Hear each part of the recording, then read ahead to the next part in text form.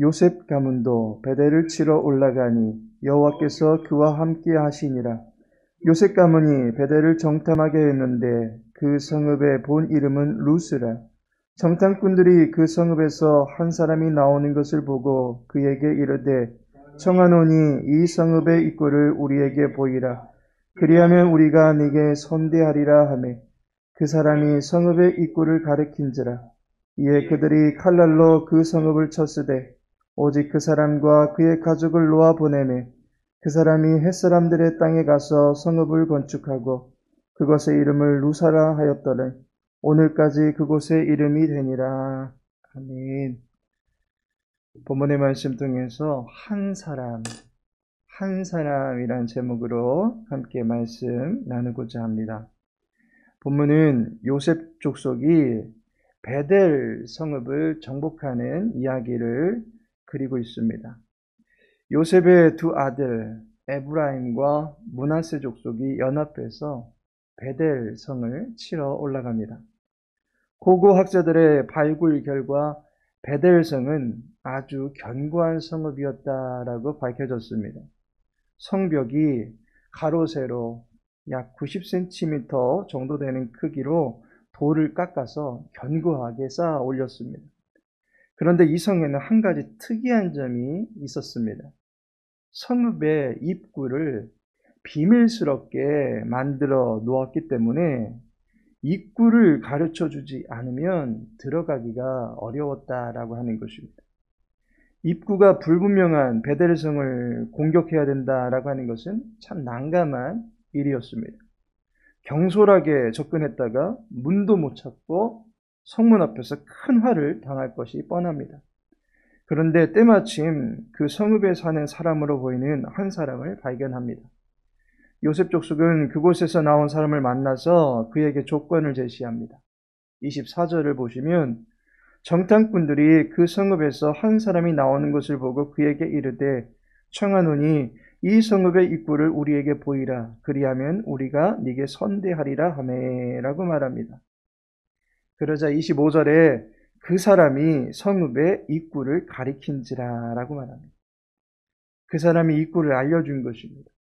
결국 요셉 족속은 그 입구를 통해 성을 점령할 수 있었고 입구를 가르쳐준 한 사람과 그 사람의 가족은 살려주었다라고 하는 것이 본문의 내용입니다. 본문의 내용과 비슷한 역사에 등장했던 한 사람이 연상이 됩니다. 기생 라합입니다. 여리고성을 정탐하던 이스라엘 군사를 도와주었던 라합, 그리고 베델을 정탐하던 요셉 족속에게 성읍의 입구에 대한 중요한 정보를 주어서 도움을 주었던 한 사람. 두 사람의 이야기에는 공통점이 있습니다. 첫 번째는 그들이 거하던 성읍은 견고한 성읍이었다라는 것이고 그들은 정탐꾼들을 도와줘서 살 기회를 잡은 인물이다라고 하는 것이며 도와준 자신들 뿐만이 아니라 그의 가족들까지도 살게 되었다라고 하는 것입니다. 그럼에도 불구하고 성경은 라합이란 여인의 이름을 분명하게 소개하고 있지만 이 한 사람은 그가 누구였는지 그 정체를 숨기고 있다라는 사실에 주목할 필요가 있습니다. 성경은 기생이라고 하는 비천함에도 불구하고 라합의 이름을 기록하고 있습니다. 하지만 비슷한 이야기에 또 다른 한 사람은 철저하게 그의 이름을 감추어 두고 있습니다. 그 이유가 무엇이겠습니까? 그에게는 믿음의 고백이 없기 때문입니다. 두 인물의 사건에는 공통된 것들이 있지만 다른 것이 있습니다. 그것은 라합에게는 신앙의 고백이 있었지만 한 사람에게는 신앙의 고백이 나타나지 않는다는 것입니다. 라합은 하나님이 이스라엘의 여정 속에서 어떠한 기사를 펼치셨는지 소문을 들었습니다. 듣는 순간 라합에게는 믿음이 생겨났습니다. 수많은 이스라엘 백성들을 위하여 홍해를 가르셨고 그 가운데 마른 땅을 내어 걷게 하셨던 하나님을 믿게 되었습니다. 요단 저편에 있던 두 왕을 전멸시킨 하나님의 강력하심을 믿게 되었습니다. 그녀가 하나님의 군대 이스라엘 백성들을 보았을 때 라합은 여호수아 2장 11절에서 너희의 하나님 여호와는 위로는 하늘에서도 아래로는 땅에서도 하나님이시니라 라고 고백하고 있습니다. 하늘과 땅에 단 한 분이신 참신이 바로 너희가 믿는 여호와란 분이심을 내가 깨달았다라고 신앙의 고백을 드립니다. 믿음으로 하나님을 시인한 것입니다. 히브리서 11장 31절에 보니 믿음으로 기생 라합은 정탐꾼을 평안히 영접하였으므로 순종하지 아니한 자와 함께 멸망하지 아니하였도다라고 말하면서 그녀가 갖고 있는 믿음을 강조합니다. 기생에 불과했던 여인의 이름이 성경 속에서 라합이었다라고 기록될 수 있었던 것은 성경이 그녀의 믿음을 인정해주고 있다라고 하는 사실입니다. 그런데 베델의 한 사람은 어떻습니까? 그는 이스라엘의 군대들을 보았을 때 성읍문을 가르쳐달라는 요구에 순순히 응합니다. 본문은 기록하고 있지 않지만 그가 그렇게까지 순수하게 동조할 수밖에 없었던 데는 네 가지 이유가 있는 것으로 보입니다. 먼저는 이스라엘 군대에 대한 소문을 들었기 때문입니다. 다음으로는 그가 소유한 재물과 권력을 전쟁으로부터 보호받기 위해서입니다. 이에 대해서는 잠시 후에 자세히 이야기 나누도록 하겠습니다. 셋째로는 왕이 없는 베델이라고 하는 도시를 더 이상 신뢰할 수 없었기 때문입니다. 여호수아 12장 16절에 보시면 베델의 왕은 이미 여호수아의 손에 멸망당한 왕으로 기록되고 있습니다. 왕은 죽었지만 그곳 사람들은 그대로 남아 있었고 완전히 그들을 몰아내지 못하고 있었을 뿐입니다. 한 사람 한 사람 모두 다 쫓아내는 것이 그리 쉬운 일이 아닙니다. 빗자루로 쓱쓱 쓸어내는 것처럼 그들을 몰아낼 수 있다면 좋겠지만 그들도 나름대로 저항을 하고 있었던 것입니다. 하지만 왕이 죽었기 때문에 일체된 힘을 내기가 어려웠던 것입니다. 혼란스러웠던 것입니다. 그래서 선대해 주겠다라는 약속에 쉽게 도시의 기밀사항을 누설했던 것입니다. 그러나 가장 중요한 것은 여호와가 함께 하심으로 한 사람을 만나게 되었고 그에게서 순순히 자백을 받아낼 수 있었다라고 하는 사실입니다. 요셉 족속에게 있어서 한 사람을 만난 것은 축복이었습니다. 한 사람에게도 요셉 족속을 만났다라고 하는 것은 축복이 될 뻔했습니다. 왜냐하면 베델 성읍에 자기의 동족들이 정복전쟁에 의해서 죽임을 당하는 중에 한 사람과 그의 가족들은 노임을 받았기 때문입니다. 자유를 얻었기 때문입니다.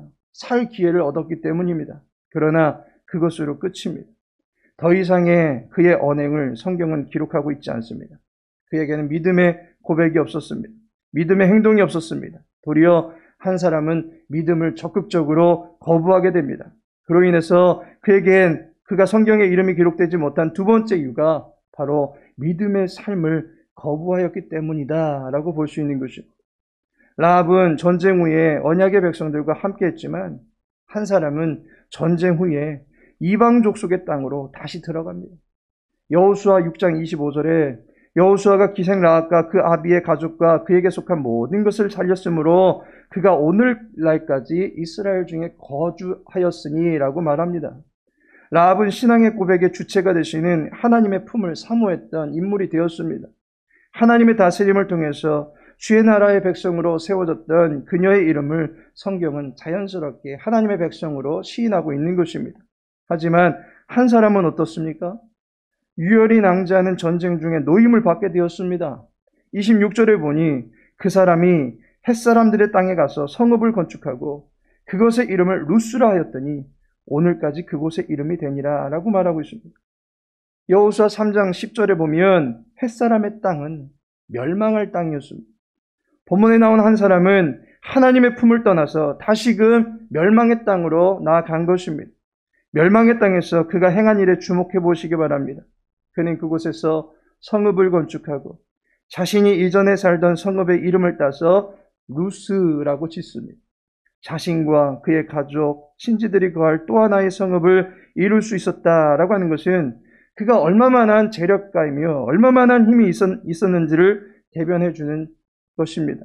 그가 성읍문을 순순히 가르쳐 주었다라고 하는 것은 자신의 재력과 권세를 전쟁의 패어더미 속에 묻어버리고 싶지 않았기 때문입니다.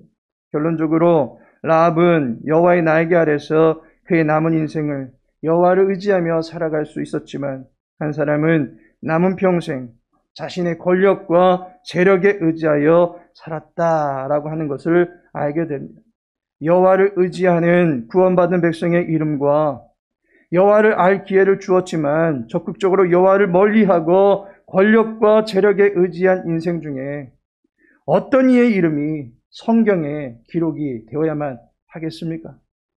하나님께서 사랑하시는 성도 여러분, 살 기회를 얻고도 자기의 재물과 권력에만 눈이 멀어서 그의 이름이 생명책에 기록되는 것을 놓쳐버린 한 사람의 모습을 보면서 참으로 안타까움을 갖게 됩니다. 자신의 이름 석자가 하나님의 생명록에 기록되어지기를 원하십니까?